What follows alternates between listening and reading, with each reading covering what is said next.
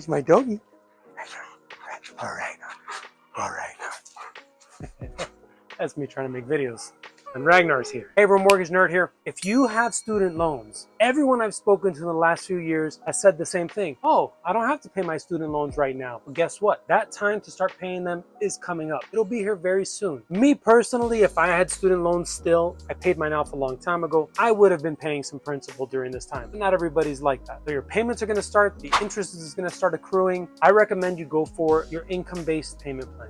You might not qualify for that, but give it a shot. See what you could do to reduce that payment. At the very least, when it's time to go get a mortgage, we will qualify you using that lower payment. Hopefully you're making a larger payment, pay that down. But for mortgage purposes, we either use, depending if we're using Fannie Mae or Freddie Mac, it'll be 0.5% of your total balance or 1% of your total balance. What does that mean? You owe $10,000, your payment would be $50 a month is how we look at it, or $100 a month. It all depends on whether it's Fannie or Freddie. Of course, if we're talking $100,000 in student loans, then your payment's $500 a month or $1,000 a month. That's how we calculate it, counting against if you're showing the deferred payments like you are now. If the new payments come in and instead of being $500 or $1,000, it's $1,500 is your actual payment, it's gonna hurt you when you go to get a mortgage. To try to get the income base, maybe it'll be lower. Instead of $500 or $1,000, maybe it'll be $200. I saw one recently that was just $5. That's it. Helped a lot in getting them qualified for a mortgage. Hopefully this helps you when you go to buy a property and you have student loans. Mortgage Nerd out.